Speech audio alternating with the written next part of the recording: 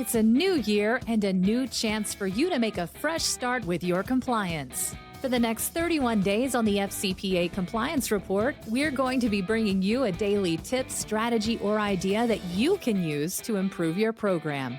Here's your host, Tom Fox, the Compliance Evangelist. What are the obligations of a board regarding the FCPA?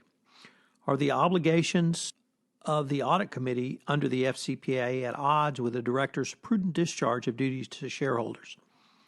What do the words prudent discharge mean, even though they do not appear in the FCPA? Answering these questions and perhaps others were Jeff Kaplan and Rebecca Walker in a webinar entitled Reporting to the Board on Your Compliance Program. Kaplan pointed to the U.S. sentencing guidelines, which I discussed in day one of 30 Days to a Better Board. And the questions posed by the sentencing guidelines are, do the directors exercise independent review of a company's compliance program? And two, are the directors provided with sufficient information to enable the exercise of independent judgment? Obviously, in the role of best practices, we do have the Delaware case law for oversight.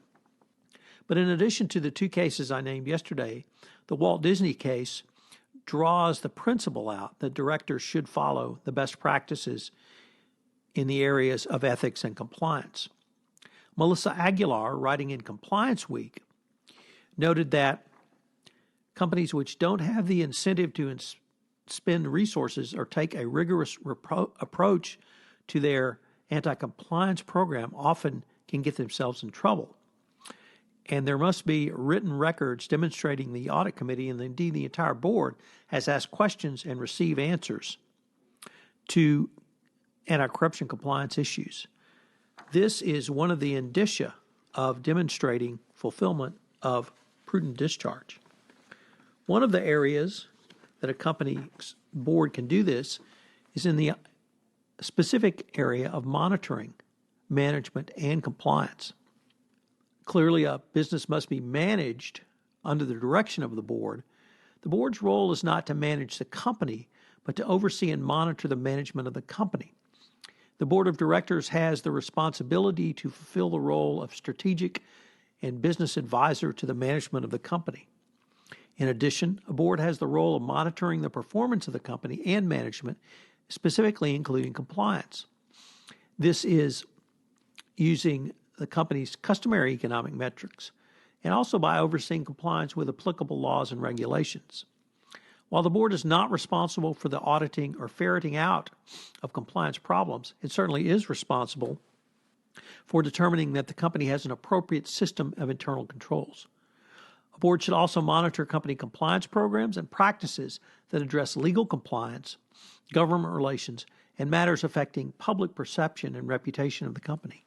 These final two are becoming more and more important, and if you think about any of the recent corporate scandals or the largest of the recent corporate scandals, none of which involved FCPA or anti-bribery corruption compliance, you'll see that it was the public perception and reputational damages which damaged the company, which caused the biggest problems. Obviously, Wells Fargo falls into that category. Volkswagen falls into that category. It is the reputation and public perception now that may be as important for a board to manage, or at least manage management's management of those issues. Every company should ensure that it conducts appropriate compliance training for employees and conducts regular compliance assessments. Finally, a board must take appropriate action if and when it becomes aware of a material problem that it believes management is not handling.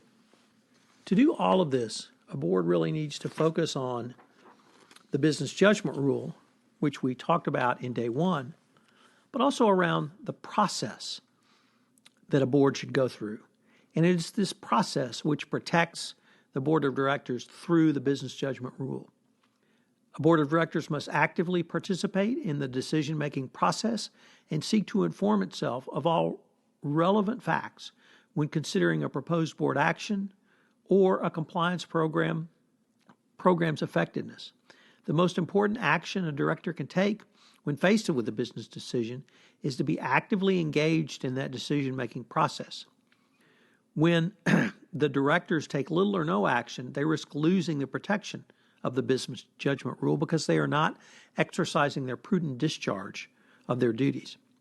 Directors that implement policies and procedures to ensure that the requirements of the business judgment rule are met will be generally protected from liability for their decisions. In the FCPA world and greater anti-corruption compliance world, this is certainly not insignificant.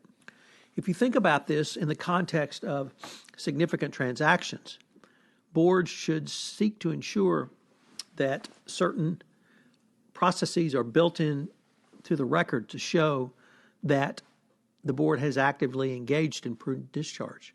Certainly if a company is opening a new business unit, bringing in joint venture partners, or other strategic partnerships, this should be considered.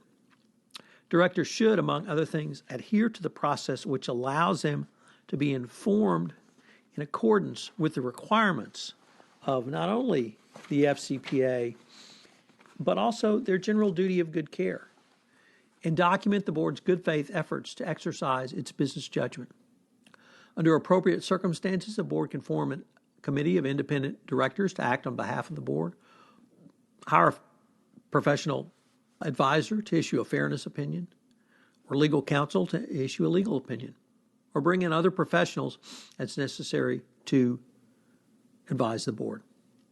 An important exception to the protection of the business judgment rule is the failure to satisfy the duty of oversight by failing to prevent corporate wrongdoing. The business judgment rule usually does not apply to failure to protect and prevent cases, since they are not challenging a decision or action of the board, but instead are a claim based on the failure of the board to take action. Failure of directors to prevent misstatements in financial statements, also through violations of the FCPA or other anti-corruption compliance laws, can be a key component of this, and, depending on the facts, may not be covered by the business judgment rule. The key in these situations are: did the directors have a good faith duty to consciously satisfy themselves that the company had placed effective internal controls, monitoring, and reporting systems in place specifically designed to detect and prevent the illegal conduct? So from that, you can clearly see the further expansion of the legal obligations that I set forth yesterday in day one. So what are the three key takeaways? The first one is you have to understand the phrase prudent discharge of duties in and of itself. What does that mean, and what are you engaging in this? Number two, do you have a specific board committee which is looking at compliance?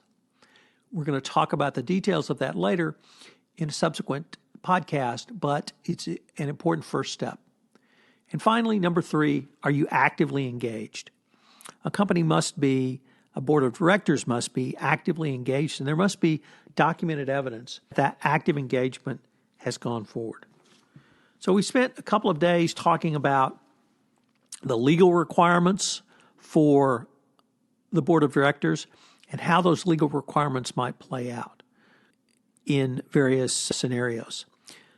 The obligations that a board has are going to be evolving, and as increased reputational risks bring greater damage to corporations who do not manage these, I think you're going to see additional shareholder activity and additional shareholder awards going forward.